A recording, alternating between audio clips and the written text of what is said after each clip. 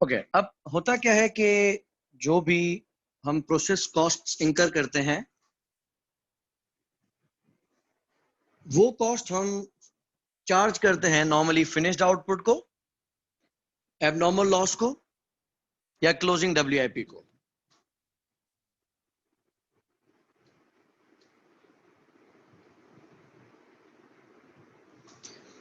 ठीक है, तो प्रोसेस कॉस्ट में से हमने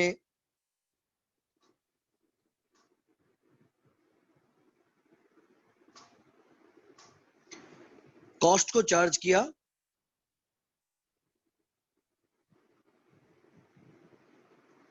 एक एबनॉर्मल लॉस को,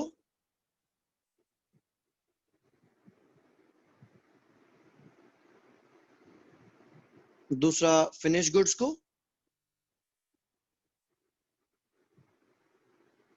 और तीसरा क्लोजिंग डब्ल्यूआईपी को। लेकिन कैसा हो कि अगर फिनिश गुड जो आते हैं वो एक ही यूनिट ना हो। अब तक जो हमने पढ़ा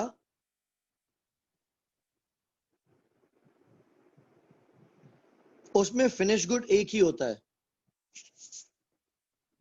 लेकिन अब जो हम आगे टॉपिक की तरफ चल रहे हैं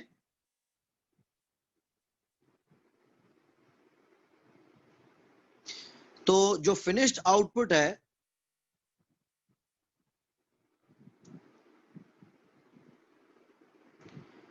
दैट में बी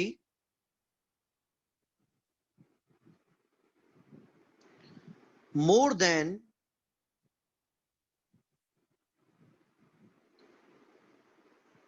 वन प्रोडक्ट। तो अगर वो एक से ज्यादा प्रोडक्ट है तो इनको हम नाम देते हैं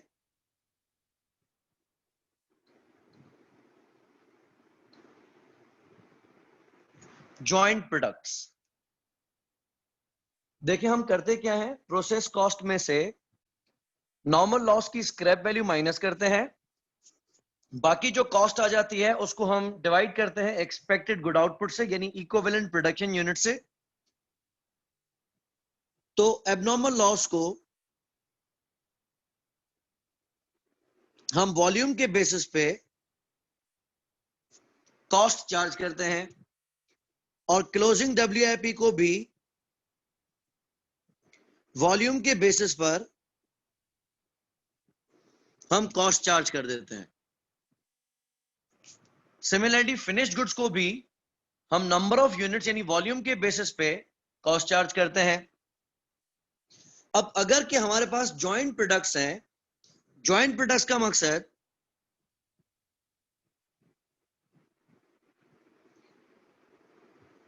दैट फिनिश्ड आउटपुट इज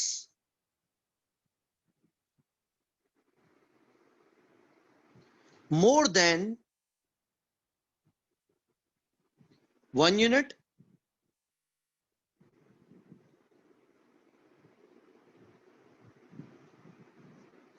जबकि इनको बनाया क्या कैसे गया है, made from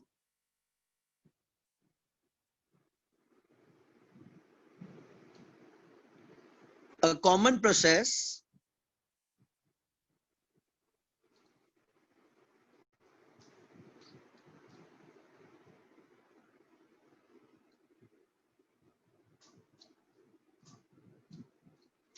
incurring jointly incurred cost। अब हमने जो जॉइंट प्रोडक्ट्स बनाए हैं वो प्रोडक्ट एक ही प्रोसेस का हिस्सा है। जो हमने मटेरियल लगाया, जो हमने लेबर को पे किया, जो हमने फैक्ट्री ओवरहेड्स पे किए, ये हमारे तमाम तर इखराजात कॉमन रहे। और एक स्टेज के आने के बाद पता चलता है कि ये जो फिनिश्ड आउटपुट है वो कोई एक यूनिट नहीं है, बल्कि लेट्स से 3 या 4 यूनिट्स हैं, 3 प्रोडक्ट्स हैं या 4 प्रोडक्ट्स हैं। अब हमें देखना है कि cost per unit of each product कितनी होगी। इनको हम कहते हैं जॉइंट प्रोडक्ट। दूसरा, इसमें हम नाम ये पढ़ रहे हैं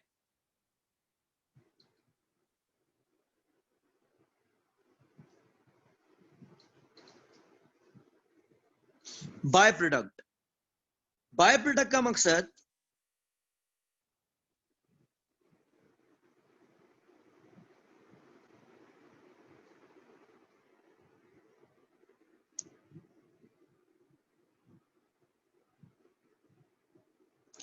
ये एक ऐसा प्रोडक्ट है जो इंसिडेंटल है, यानी हमने जानबूझ के और चाह के नहीं बनाया।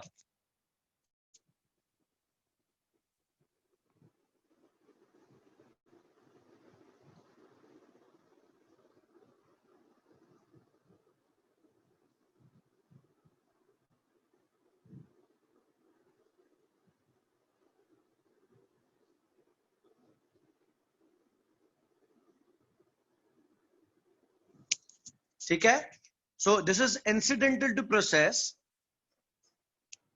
एक प्रोडक्ट है जो रिलेटिवली लो वैल्यू का है। याद रहे कि वो प्रोडक्ट जिसको आपने इंटेंशनली नहीं बनाया, उस प्रोडक्ट को हम कहते हैं बाय प्रोडक्ट। अब हमें कैलकुलेट करनी है वही cost per unit.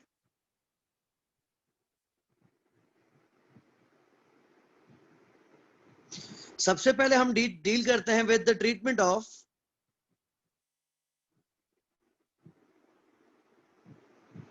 Bye product. As per process costing, by product को डील करने का पहला तरीका है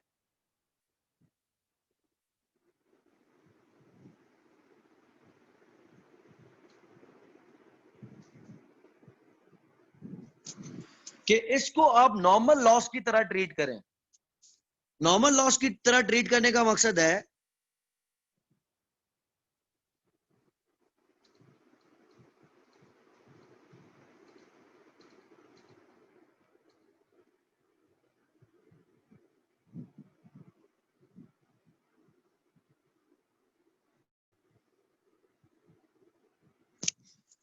कि जितने भी एक्चुअल बाय प्रोडक्ट के यूनिट्स बन के आते हैं, उनकी जो सेल वैल्यू है या जो स्क्रैप वैल्यू है, उसको आप प्रोसेस कॉस्ट में से माइनस कर दें।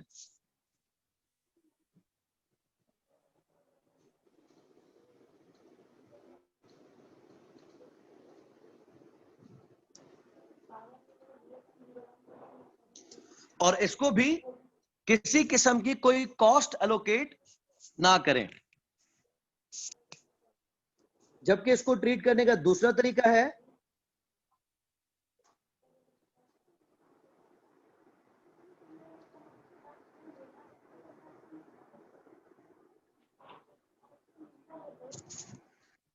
कि प्रोसेस भी रेवेन्यू है, उसको आप इनकम ट्रीट कर लें।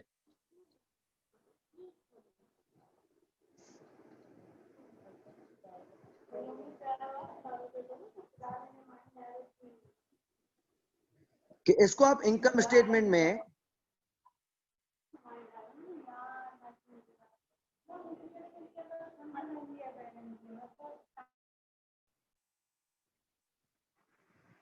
रेवेन्यू मान लें।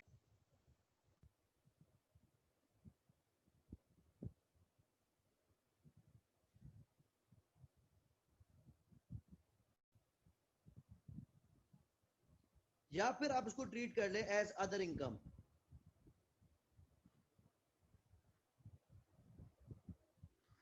आप टेक्निकली समझते हैं कि रेवेन्यू और अदर इनकम में डिफरेंस है। रेवेन्यू हम उसको कहते हैं जो कि हमारे ordinary course of business activity से आता है, और इनकम जो कि हमारे ordinary course of business activity का हिस्सा ना हो। लेकिन बहरहाल ट्रीटमेंट दोनों की सेम ही है। अच्छा, पहला हल हमारे पास ये आ गया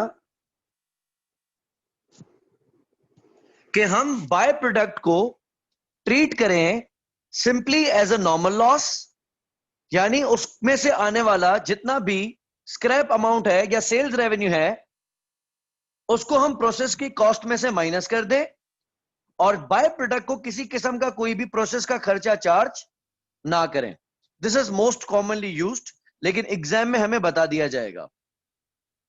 ऑल्टरनेटिवली हम इसको प्रोसेस कॉस्ट में से रिलैक्स ना करें, बल्कि बाय प्रोडक्ट में से मिलने वाला जितना भी रेवेन्यू है, उसको या तो प्रॉफिट लॉस में आप रेवेन्यू मान लें, या तो प्रॉफिट लॉस में आप अदर इनकम मान लें। और इस केस में आप प्रोसेस कॉस्ट को रिलीफ नहीं देंगे अगेंस्ट बाय प्रोडक्ट्स रेवेन्यू। इसकी ट्रीटमेंट बिल्कुल सिंपल है।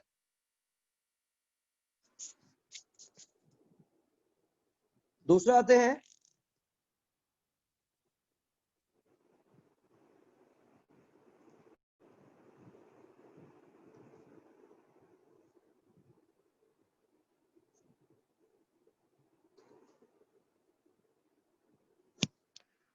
Treatment of joint products.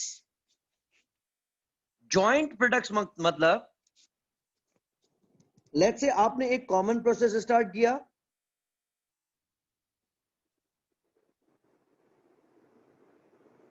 और आपने इसमें जो खर्चे किए वो जॉइंटली हैं।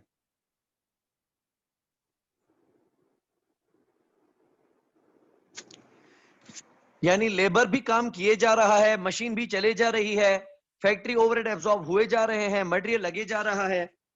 एक स्टेज आता है जिसको हम कहते हैं split of point.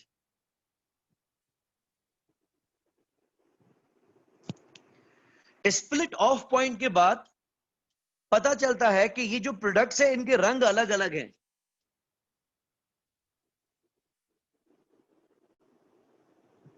Let's say पता चलता है कि एक प्रोडक्ट बिल्कुल मुख्तलिफ है, उसका नाम हमने रख दिया JP1। दूसरे प्रोडक्ट की खसलतें मुख्तलिफ है, उसका नाम हमने रख दिया JP2। और तीसरे प्रोडक्ट का नाम हमने रख दिया JP3। लेकिन जब हम खर्चा कर रहे थे, मटेरियल लगा रहे थे, तब बाखुदा हमारी नीयत में JP1 JP2 JP3 था ही नहीं। ऐसा कोई फर्क हमने नहीं रखा था। लेबर जब काम कर रहा था तो प्रोसेस के ऊपर कॉमन कॉस्ट इंकर कर रहा था। उस वक्त हमारे दिल दिमाग में, जहन में, वहमो गुमान में JP1 JP2 JP3 था ही नहीं। लेकिन स्प्लिट ऑफ पॉइंट के बाद पता चला कि ये तो तीन अलग अलग प्रोडक्ट्स हैं। अब जो खर्चा किया गया है वो तो कॉमन है। ये तो कोई नहीं बता सकता कि JP1 के ऊपर कितना मटेरियल लगा, JP1 के ऊपर लेबर कितना लगा, JP1 के ऊपर फैक्ट्री ओवरहेड कितना लगा। खर्चे तो ज्वाइंटली इंकर किए गए हैं। तो हम क्या करेंगे,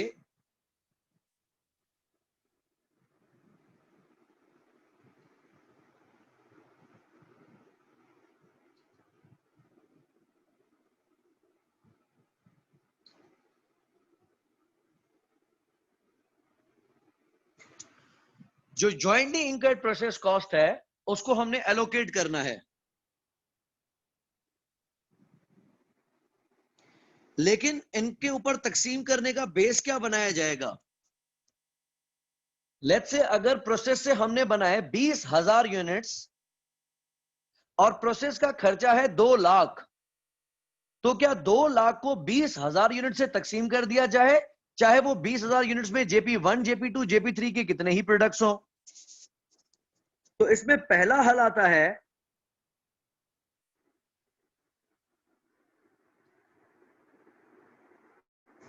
वॉल्यूम। वॉल्यूम का मकसद है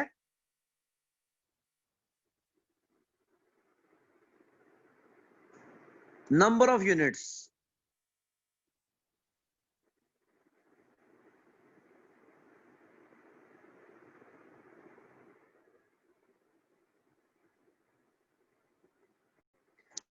अगर आपने वॉल्यूम के बेसिस पे तकसीम किया तो हर एक प्रोडक्ट के पर यूनिट की कॉस्ट सेम आएगी, क्योंकि आपने डिवीजन की है वॉल्यूम के बेसिस पे। तो देयर इज अ पॉसिबिलिटी कि आप वॉल्यूम के बेसिस पे कॉस्ट को तकसीम कर सकते हैं।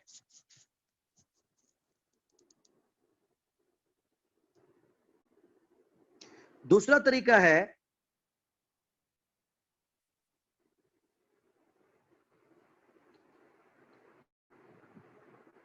Sales revenue.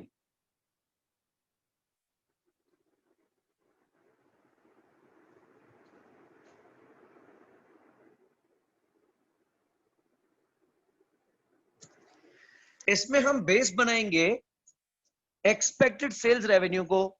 तो JP1 के अगर 8,000 यूनिट्स हैं और उसका हर यूनिट बिकेगा 60 रुपए का, JP2 के अगर 9,000 यूनिट्स हैं, लेट्स से उसका हर यूनिट बिकेगा 90 रुपए का, और अगर 3000 यूनिट्स है JP3 के, उसका हर यूनिट बिकेगा 150 रुपए का, तो हम हर एक के वॉल्यूम को उसके सेल्स प्राइस से मल्टीप्लाई करके तकसीम करेंगे। प्रैक्टिस की तरफ आते हैं, लेकिन लास्ट और सबसे एग्जामिन तरीका, फ्रीक्वेंटली एग्जामिन तरीका, that is,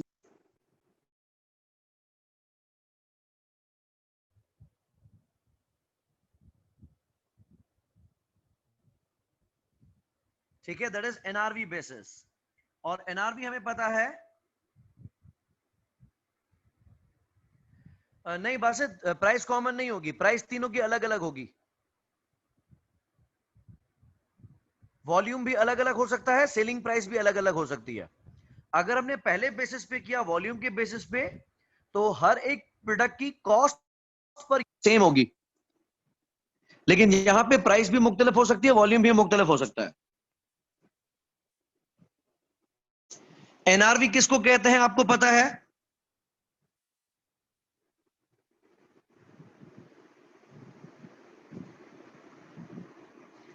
selling price minus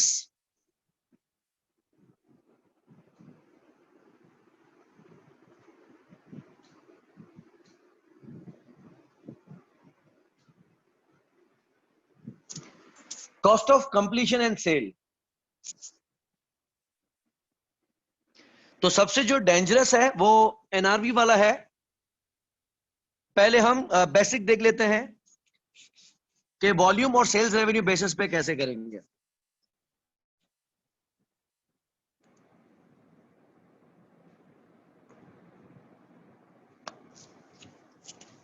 example लेते हैं,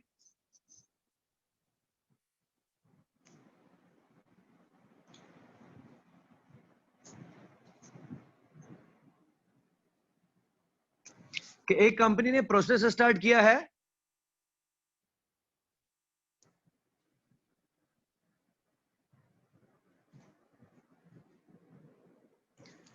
with 80,000 kilograms. Okay, so let's assume एक कंपनी ने 80,000 किलोग्राम से प्रोसेस शुरू किया, कन्वर्जन कॉस्ट इंकर की 80 लाख रुपए, इनपुट का 2.5% नॉर्मली जाया हो जाता है, जिसको हम नॉर्मल लॉस कहते हैं, और उसको हम स्क्रैप करते हैं 60 रुपए के हिसाब से। और मंथ के आखिर में हमें पता चलता है कि 40,000, 18,000, 13,000 और 5,000 units joint product A, B, C and by product A के बने हैं। जो BPA है वो बाय प्रोडक्ट है, उसको हम अक्सर 90 रुपए में बेच दिया करते हैं, जबकि बाकी जो JPABC है उनके 250, 400 और 650 रुपए की प्राइसेस हैं। अच्छा, पहले हम करते हैं input output.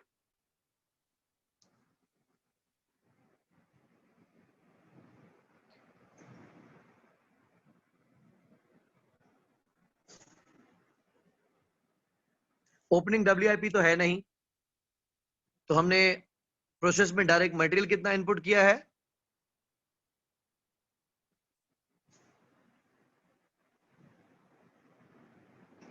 80,000 kilogram. Normal loss कितना फीसद है,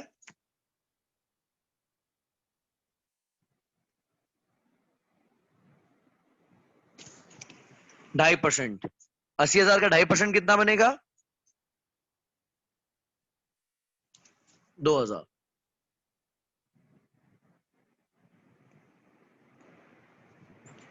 ये बना हमारा expected good output.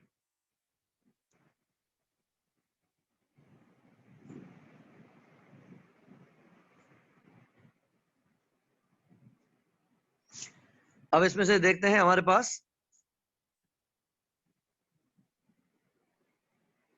Finish goods कितने हैं।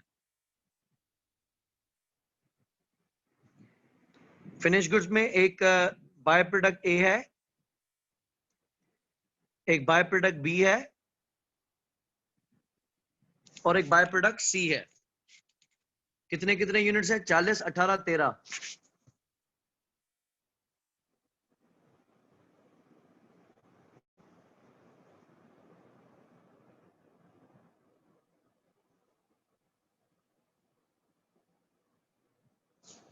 और चौथा बाय प्रोडक्ट है,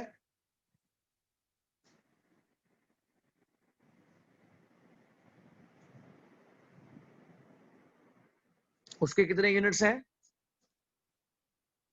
5000।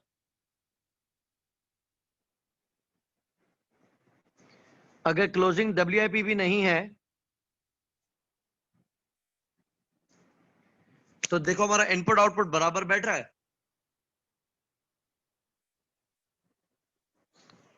नहीं, कितना फर्क है? 2000 का। कहां गए वो 2000 यूनिट्स?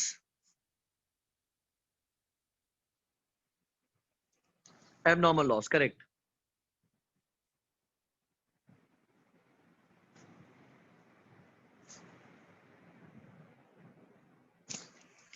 हमने एबनॉर्मल लॉस को हमेशा हमेशा वॉल्यूम के बेसिस पे ही फारिग करना है, ठीक है? जॉइंट प्रोडक्ट्स को आप चाहे किसी भी बेसिस पे कॉस्ट चार्ज करें, लेकिन एबनॉर्मल लॉस जो होगा वो हमेशा हमेशा वॉल्यूम के बेसिस पे ही फारिग किया जाएगा। अच्छा, पहले हम अब कैलकुलेट करते हैं दूसरा प्रोसेस कॉस्ट।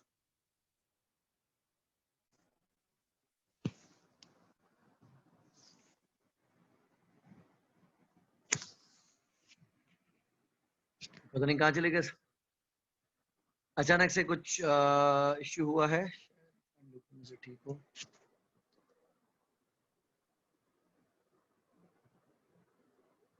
नो।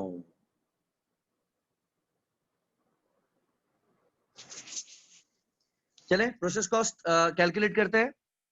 पहले आ गया हमारा डायरेक्ट मटेरियल। आपने इनपुट किए हैं 80,000 किलोग्राम।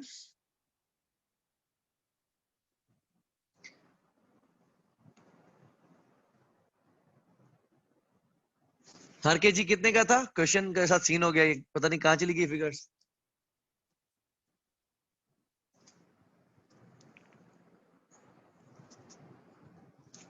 125 का।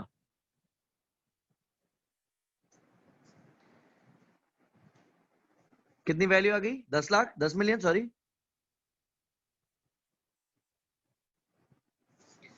और दूसरी हमने इंकर की है कन्वर्जन कॉस्ट।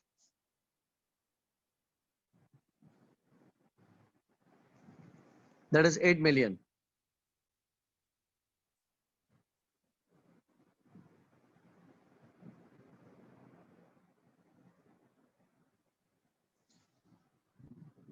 ठीक है, अब हम इनको पहले जो एबनॉर्मल लॉस है उसको फारिग करते हैं, फिर देखते हैं जॉइंट प्रोडक्ट्स का क्या करना है। तो हम कॉस्ट पर यूनिट कैसे निकालते हैं?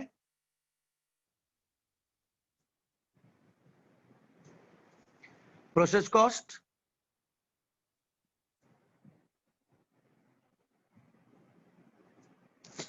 Minus scrap value of normal loss. Normal loss के कितने यूनिट्स थे? 2000।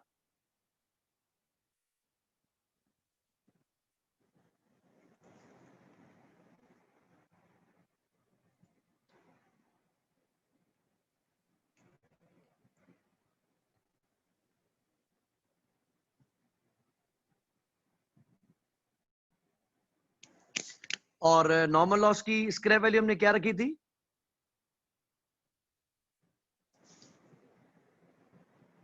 60।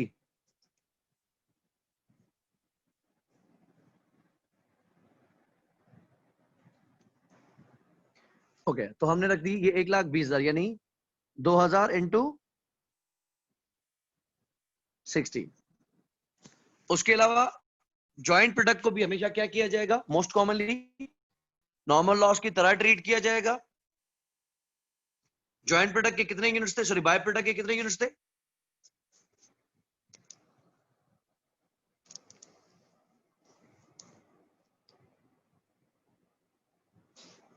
5000।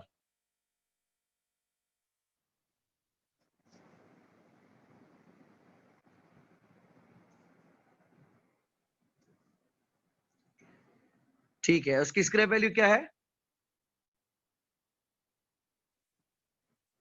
90 रुपए थी। 90 रुपए, ठीक है। और इसको हम डिवाइड करते हैं एक्सपेक्टेड गुड आउटपुट से, दैट वाज 78,000, और इसमें से क्योंकि हम बाय प्रोडक्ट को भी फारिग कर चुके हैं तो बाय प्रोडक्ट के यूनिट्स भी डिनोमिनेटर से हटा दो।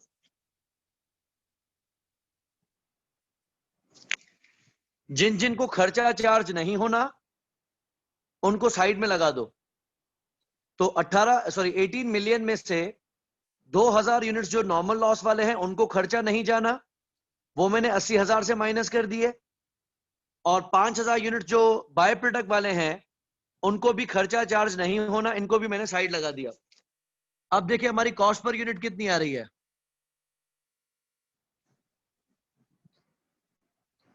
238.76 या 77, ओके।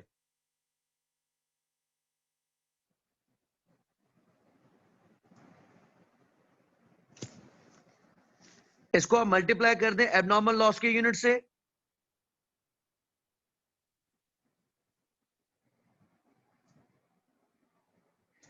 एबनॉर्मल लॉस के हमने यूनिट्स कैलकुलेट किए थे 2,000।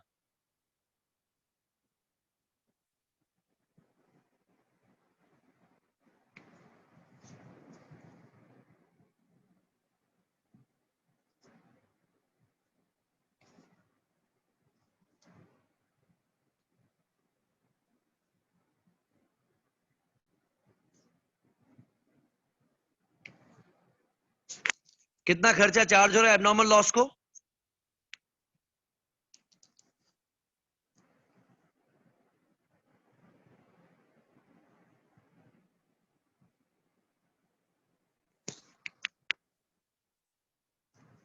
ठीक हो गया। अब देखिए हमारी बाकी कॉस्ट जो एलोकेट होनी है वो कितनी है। वैसे आपने खर्चा किया था 18 मिलियन का, उसमें से आपने नॉर्मल लॉस की स्क्रैप वैल्यू निकाली 1,20,000,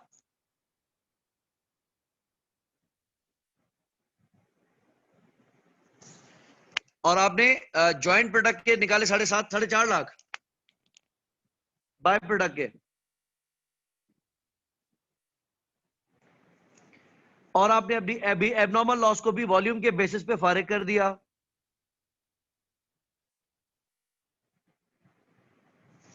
बाकी कितना खर्चा बचा है जो कि ज्वाइंट प्रोडक्ट्स को जाना है,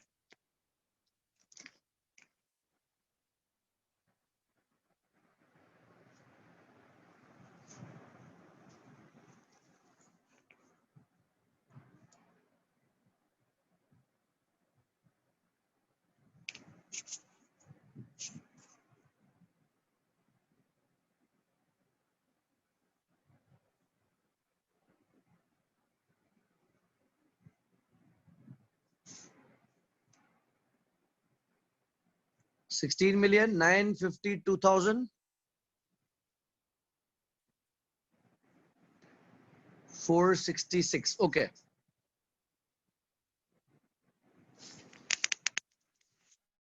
ये खर्चा है जो कि हमने ज्वाइंट प्रोडक्ट्स को देना है।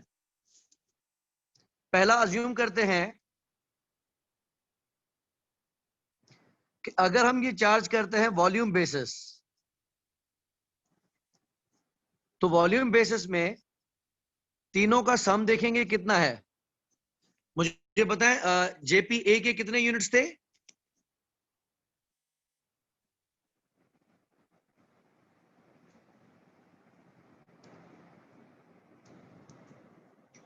$40,000, और जेपीबी के 18, ठीक है। सी 13, और इसके 5 थे ना, सही हो गया।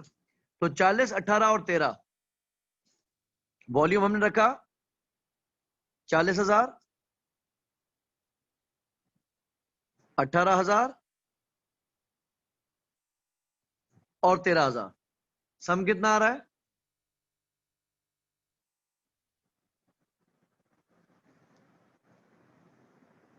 71,000 यूनिट्स। तो हम कॉस्ट को, जो कि कॉस्ट है 16,952,477, इसको हम डिवाइड करते हैं वॉल्यूम से, तो वही कॉस्ट आएगी जो हमने ऊपर कैलकुलेट की थी। आप देखें आंसर क्या आ रहा है, 238.77 ही आना चाहिए वापस।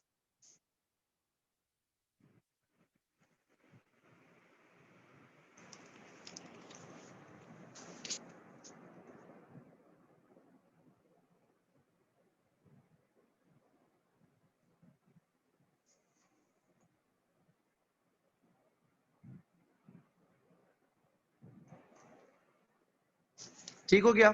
अच्छा, अब आप इसको चार्ज करते हैं, तो joint product A, joint product B and joint product C को, तो आपने मल्टीप्लाई करना है इसको 40,000 से,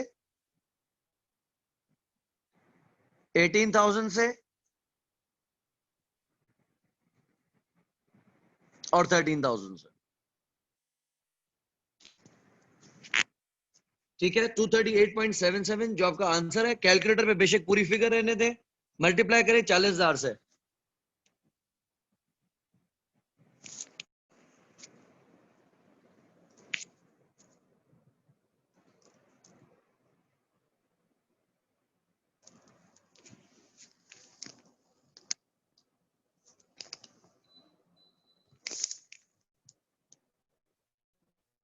$9,550,068।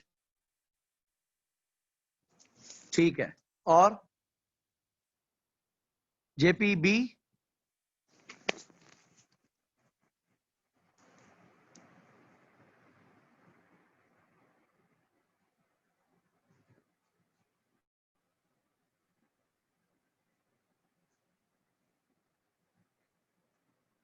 $4,297,808। लास्ट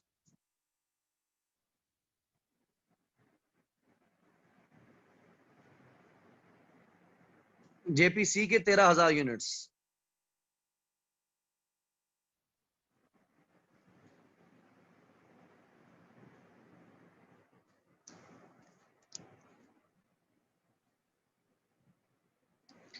$3,103,973। तीनों को टोटल करें,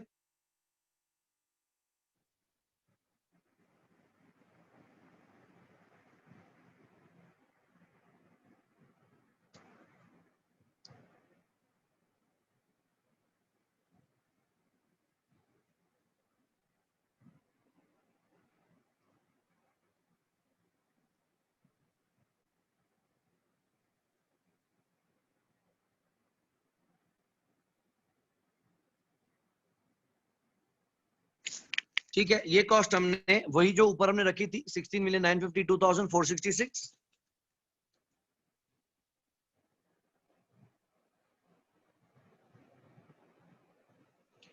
ये हमने एलोकेट कर दी इन तीनों प्रोडक्ट्स के ऊपर। अकॉर्डिंगली अगर आपको कॉस्ट पर यूनिट निकालनी होगी तो सेम ही आएगी, क्योंकि हमने हर किसी को वॉल्यूम के बेसिस पे खर्चा दिया है, तो हर एक प्रोडक्ट की कॉस्ट पर यूनिट सेम ही आएगी। दूसरा,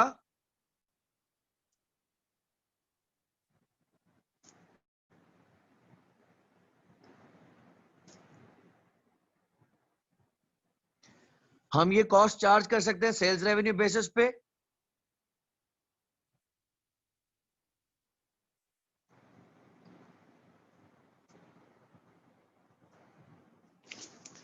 जेपीए बी सी। जेपीए के यूनिट्स कितने हैं? 40,000, बी 18,000, सी 13,000। इनको मल्टीप्लाई करते हैं इनकी रिस्पेक्टिव सेलिंग प्राइसेस से। क्वेश्चन में हमने सेलिंग प्राइसेस क्या रखी थी?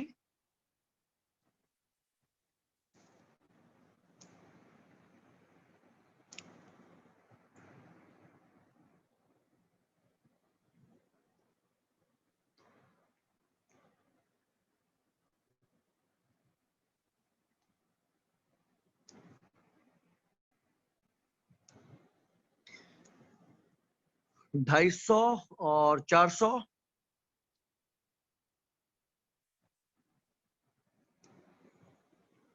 एंड 650।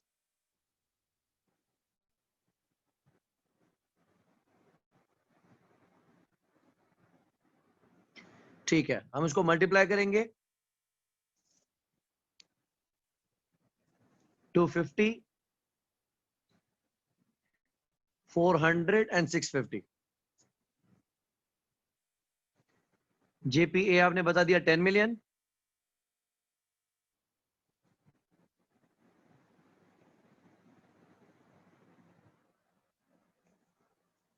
7.2 मिलियन।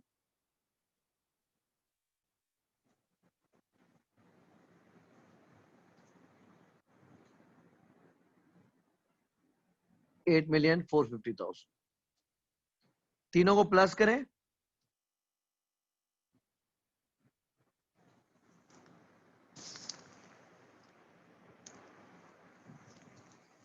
25,650,000।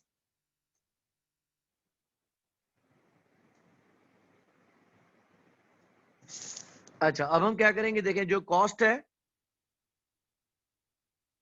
जो अभी डिवाइड नहीं हो पाई वो 16,952,000 है।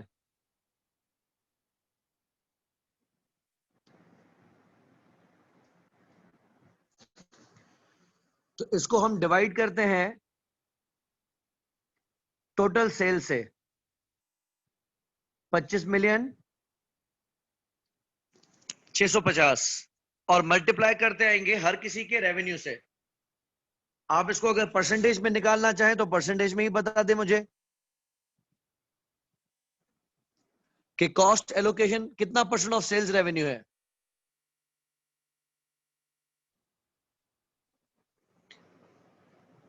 66.09%।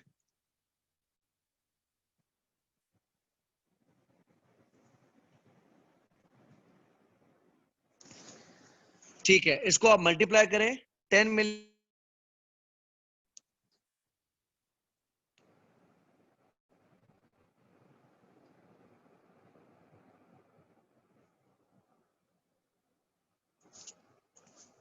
ठीक है, 148 है पीछे।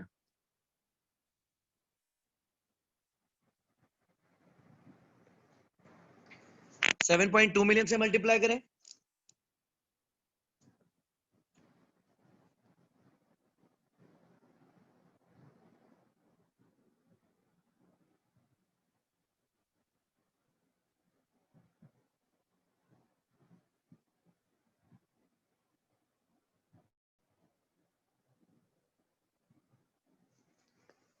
$4,758,000।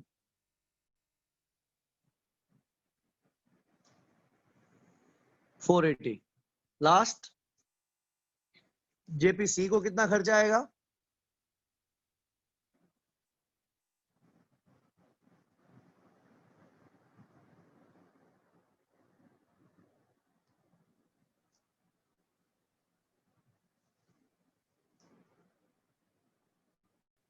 $5,584,605। तीनों कॉस्ट को प्लस करें।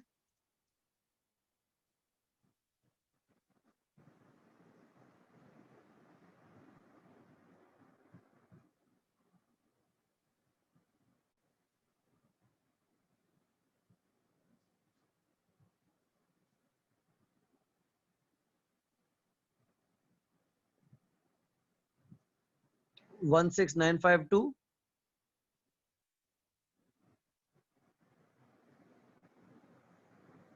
$233।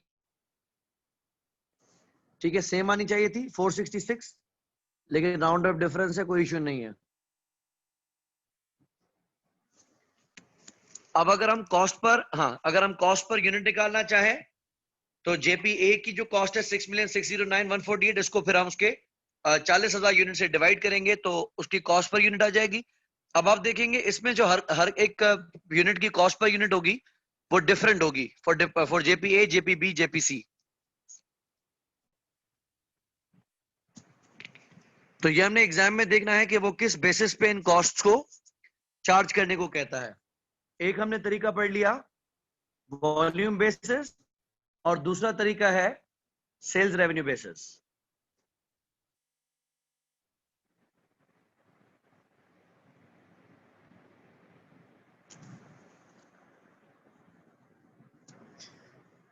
ओके, बाकी तीसरा इसमें जो इंपॉर्टेंट एरिया आता है और मुश्किल एरिया आता है,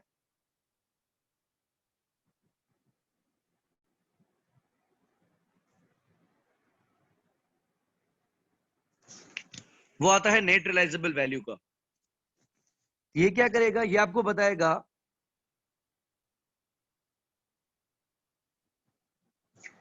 कि जो स्प्लिट ऑफ पॉइंट है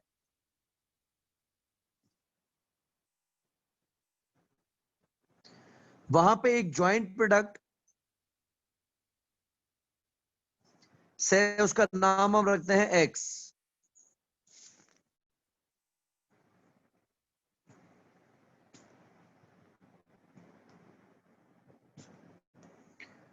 उसको हम फर्दर प्रोसेस कर सकते हैं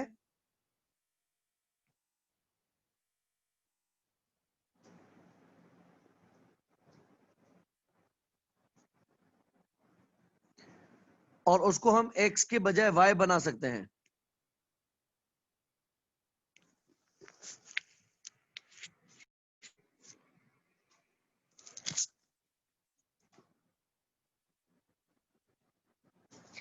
और आपको क्वेश्चन में बता देता है selling price of Y is 800 रुपए, 800 रुपए। अब इश्यू क्या होता है कि हमें स्प्लिट ऑफ पॉइंट पे जो कॉस्ट चार्ज करनी है वो तो एक्स को चार्ज करनी है ना, वाई का तो फर्दर खर्चा आएगा।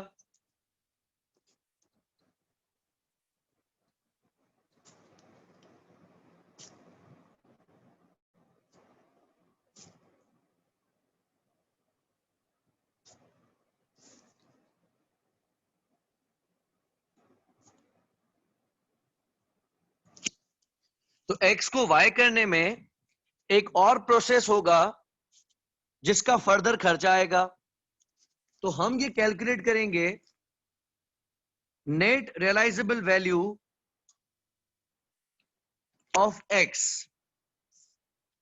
क्योंकि हम जो जिस प्रोसेस की कॉस्ट तकसीम कर रहे हैं उसमें एक्स टू वाई वाले प्रोसेस की कॉस्ट तो शामिल नहीं है, लेकिन एक्स की हमें सेलिंग प्राइस भी नहीं पता। तो हम ये देखेंगे कि एक्स की एनआरवी कितनी है। एनआरवी हम किसको कहते हैं, estimated selling price minus estimated cost of completion minus estimated cost to sell. तो उसके लिए हम रखेंगे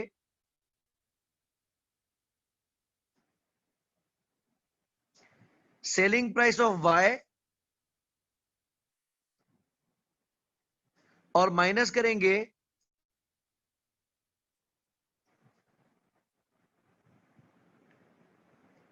cost of converting X into Y. ये आ जाएगी एक्स की एनआरवी, जो कि एक टेक्निकल प्रोसेस हो सकता है। क्वेश्चन बनाते हैं फिर हम मिलके सॉल्व करते हैं, कुछ बात समझ में आएगी। ओके, एग्जाम्पल मैंने बना ली है, पढ़ना स्टार्ट करते हैं। It says pulse limited started refining process with 40,000 liters costing 400 rupees per liter।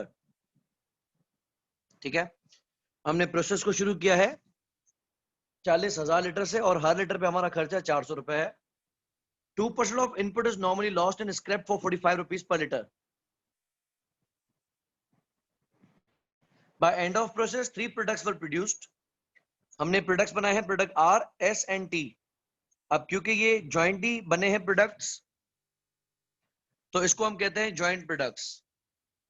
Closing WIP कोई भी नहीं है। कहता है आर और टी जो प्रोडक्ट है उनको स्प्लिट ऑफ पॉइंट के फौरन बाद बेच दिया जाता है 1400 रुपए और 2000 रुपए में, जबकि प्रोडक्ट एस को यहां पे नहीं बेचा जा सकता, इसको दूसरे प्रोसेस में बेचा जाता है, जिस प्रोसेस का भेजा जाता है जिसका नाम है डबल रिफाइनिंग प्रोसेस। और डबल रिफाइनिंग से गुजर के प्रोडक्ट एस बन जाता है एस प्लस। रिफाइनिंग में हमारी कन्वर्जन कॉस्ट 12 मिलियन है और डबल रिफाइनिंग में 3,36,000 है। एस प्लस को हम 3,800 रुपए का बेचते हैं। डबल रिफाइनिंग का नॉर्मल लॉस 3% है इनपुट का और 160 रुपए में उसका स्क्रैप हो जाता है। पहले हम बनाते हैं input output analysis.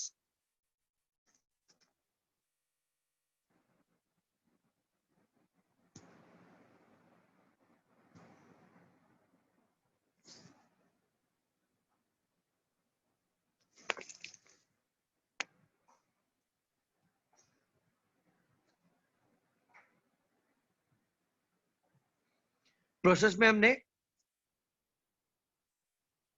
Direct material कितना इनपुट किया है,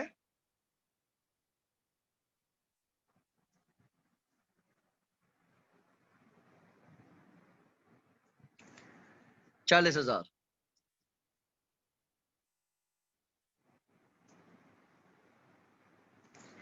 नॉर्मल लॉस कितना है, 2%।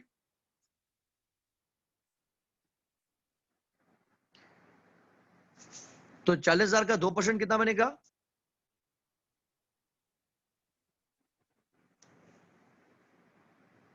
800।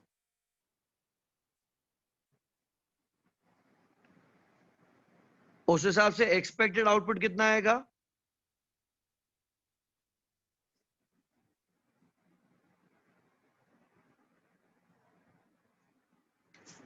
करेक्ट, 39,200।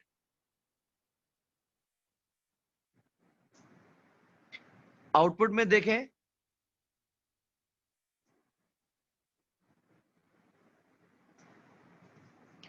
तो आर के कितने यूनिट्स हैं, 19,200।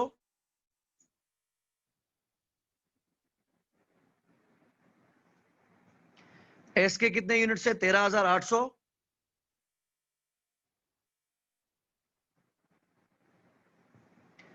और टी के यूनिट्स है 5,500।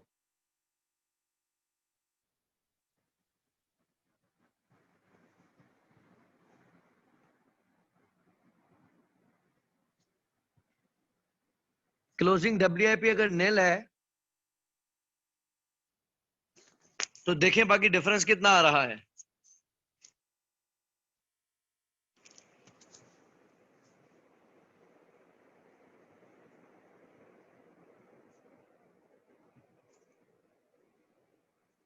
$700 का आ गया एबनॉर्मल लॉस।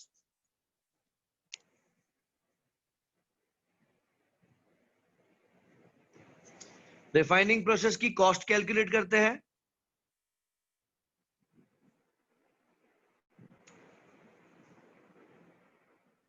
मटेरियल कॉस्ट कितनी है, 40,000 यूनिट्स हैं 400 के हिसाब से ना।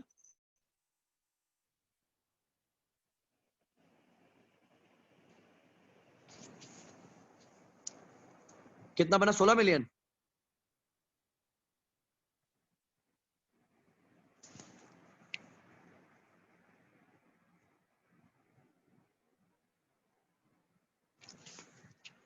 और कन्वर्जन कॉस्ट कितनी बताई हुई है, 12 million.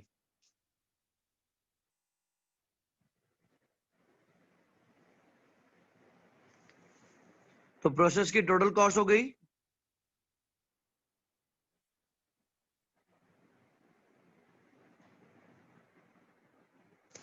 28 million.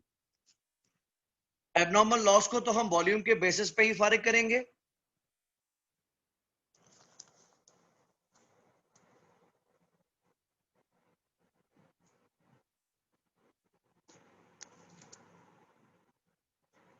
Process cost 28 million minus scrap value of normal loss. Normal loss कितने यूनिट्स का था,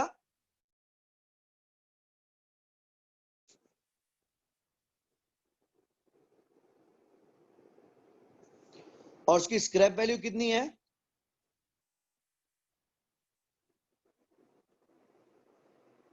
45 रुपीज।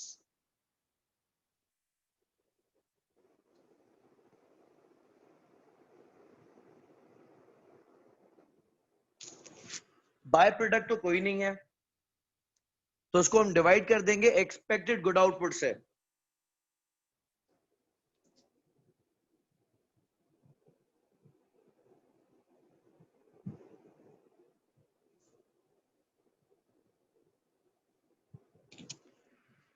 कॉस्ट पर यूनिट कितनी आ रही है?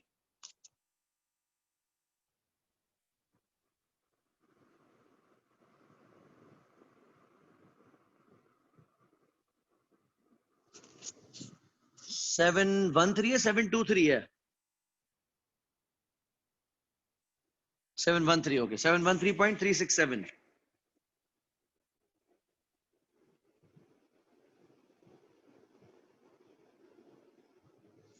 इसको आप मल्टीप्लाई कर दें एबनॉर्मल लॉस के यूनिट से।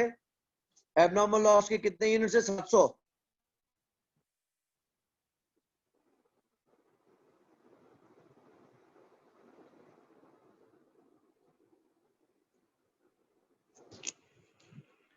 700 यूनिट्स की कॉस्ट कितनी बनेगी? 499, 357, ओके।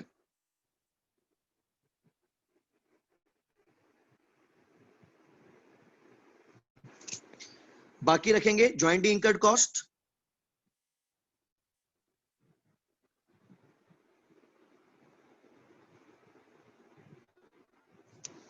हमारे प्रोसेस की कॉस्ट थी वैसे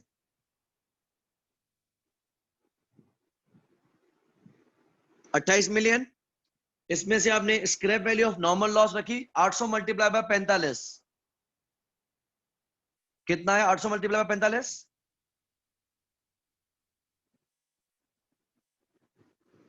36,000।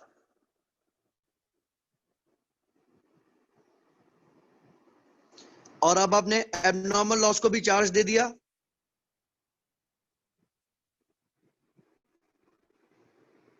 बाकी कॉस्ट कितनी रहेगी जो कि एलोकेट होनी है?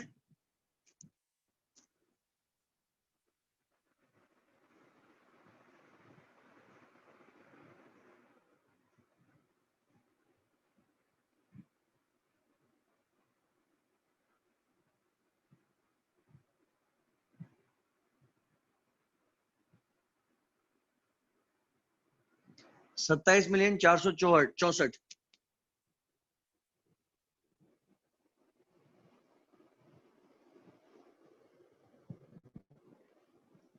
643, ओके।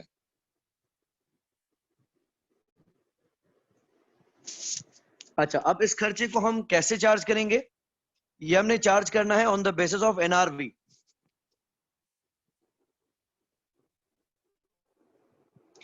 बाकी दोनों की तो सेलिंग प्राइस गिवन है।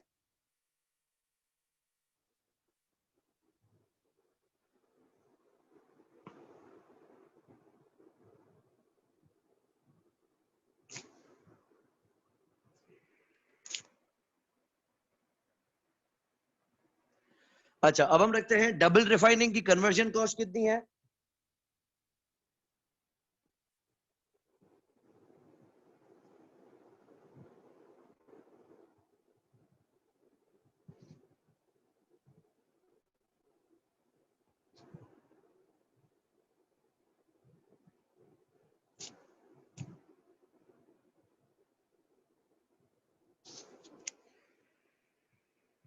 डबल रिफाइनिंग की कन्वर्जन कॉस्ट थी 3,36,000।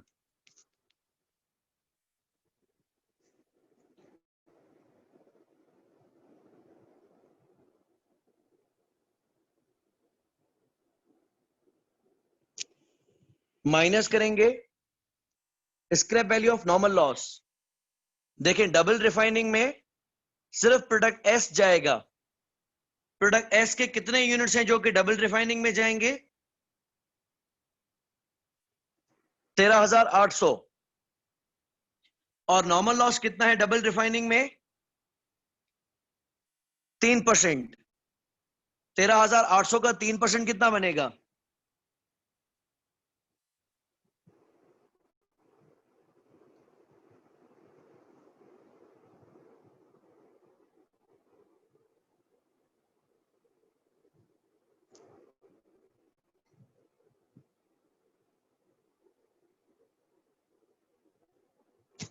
414, नाइस।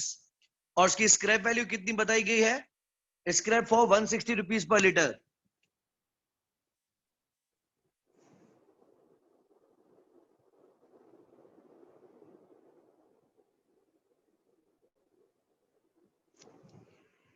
66,240.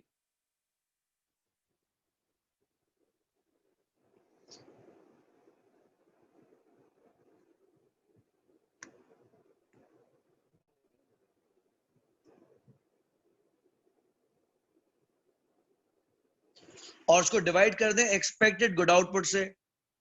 13,800 में से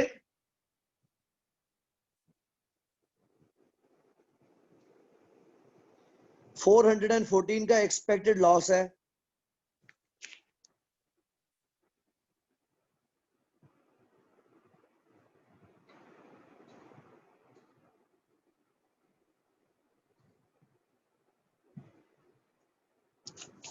तो कॉस्ट पर यूनिट कितनी आ रही है? Cost of converting S into S plus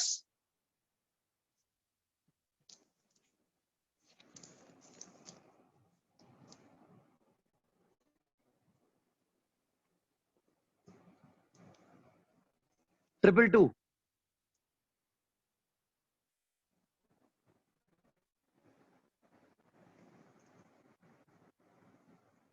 221.88,855। Okay, अब हम क्या करेंगे? अब हम रखते हैं तीनों की नेट रियलाइजेबल वैल्यूज।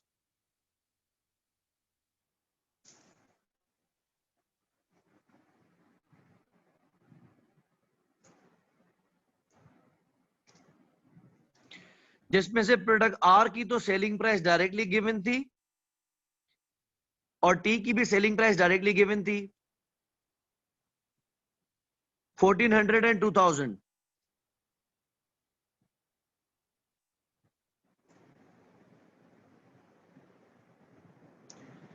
बाकी एस की हमें सेलिंग प्राइस नहीं गिवन थी, हमें एस प्लस की सेलिंग प्राइस गिवन थी। और एस प्लस की सेलिंग प्राइस कितनी है क्वेश्चन में? 3,800।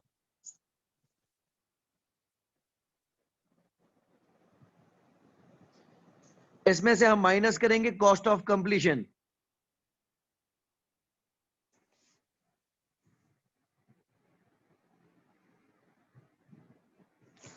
जो कि 222 है, यानी 221.8556 है। तो एस की एनआरवी कितनी आ रही है?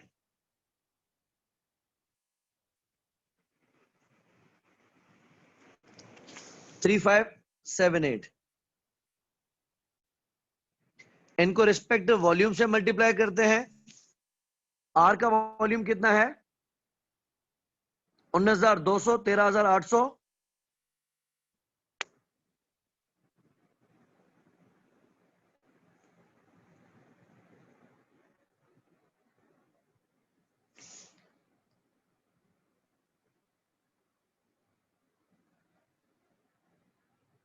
और 5,500।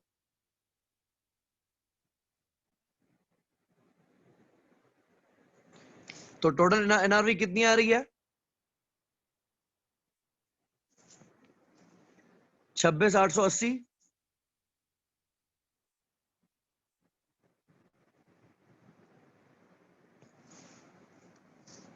एस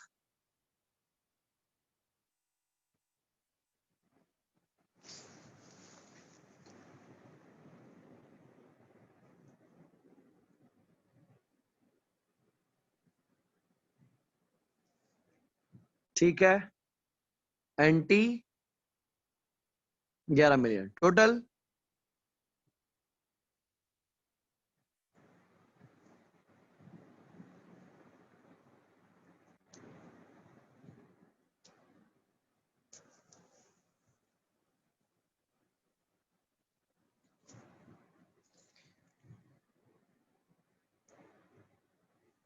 $87,256,400। अच्छा, ऊपर हमने कॉस्ट रखी थी ज्वाइंटली इंकर्ड कॉस्ट, जो अभी एलोकेट होनी है।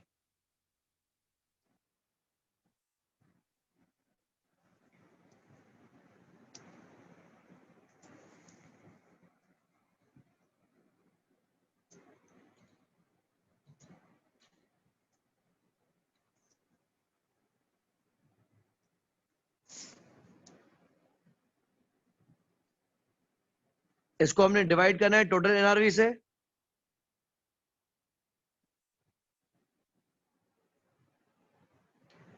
बेशक आप परसेंटेज में बता दें कितना परसेंट बन रहा है।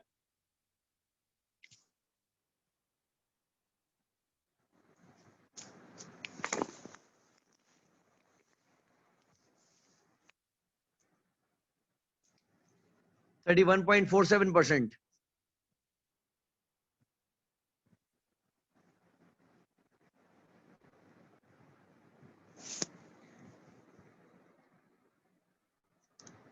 कॉस्ट चार्ज करते हैं। आर का रेवेन्यू है 26,880,000, तो 31.476% के हिसाब से इसको कितना मिलेगा?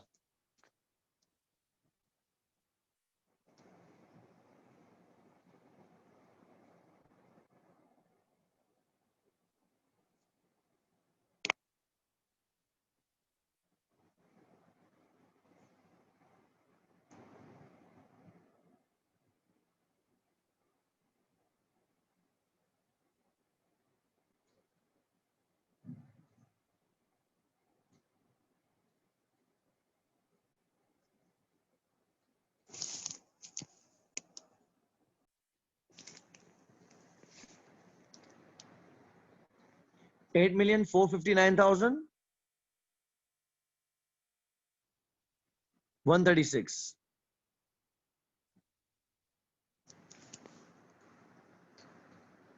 ठीक है। एस की एनआरवी है 49,376,400, उसका 31.476%।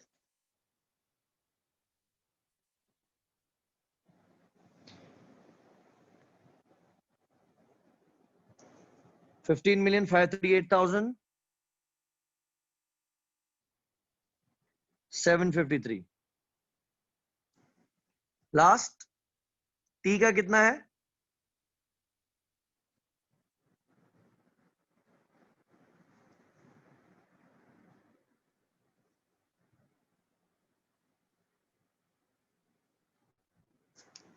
तीनों को टोटल करें।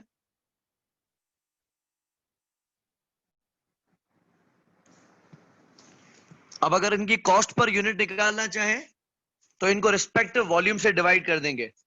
आर को आर के वॉल्यूम से, एस को एस के वॉल्यूम से और टी को टी के वॉल्यूम से डिवाइड कर देंगे, तो हमारी कॉस्ट पर यूनिट आ जाएगी।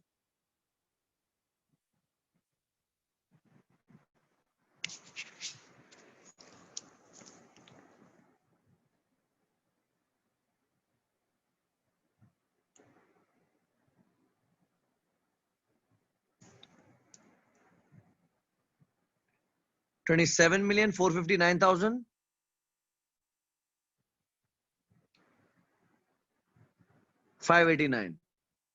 ये आंसर वैसे ये आना चाहिए था, राउंड अप डिफरेंस। ठीक है, तो एनआरवी में नॉर्मली तीनों के तीनों प्रोडक्ट्स की एनआरवी का चक्कर नहीं देगा। अक्सर ऐसा करेगा कि किसी एक प्रोडक्ट को दूसरे प्रोसेस में से गुजारकर एक रिफाइंड प्रोसेस बनाएगा, प्रोडक्ट बनाएगा और उसकी सेलिंग प्राइस आपको दे देगा। तो उस अगले प्रोसेस के नॉर्मल लॉसेस वगैरह कैलकुलेट करके हम कॉस्ट ऑफ कन्वर्जन निकालेंगे और हमें पता चल जाएगी एनआरवी।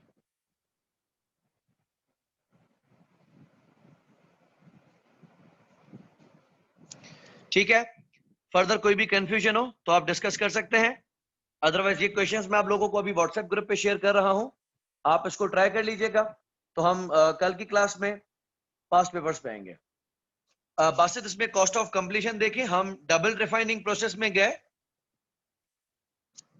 उसमें हमने मटेरियल कॉस्ट नहीं रखी क्योंकि दूसरे प्रोसेस में मटेरियल कॉस्ट है ही नहीं। सिर्फ जो सेकंड प्रोसेस की कन्वर्जन कॉस्ट है उसमें से scrap value of normal loss minus की और उसको डिवाइड किया एक्सपेक्टेड गुड आउटपुट से, तो पता चल गया कि सेकंड प्रोसेस को में से हर यूनिट का खर्चा कितना आएगा, तो वो हमें पता चला 222 रुपए। अब एस प्लस की सेलिंग प्राइस है 3800 रुपए, लेकिन हम तो अभी एस पे खड़े हैं, तो हमने क्या किया, 3800 में से जब 222 माइनस किया, that is cost of converting S into S plus, तो ये हमारी आगे एनआरवी ऑफ एस।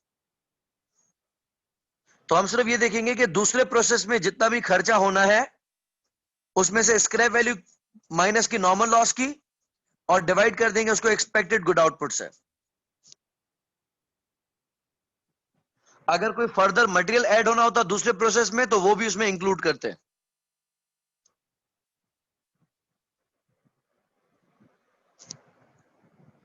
ठीक है। अच्छा, अब कल आप लोगों की प्रोबेबली ऑडिट की क्लास है वहां पे।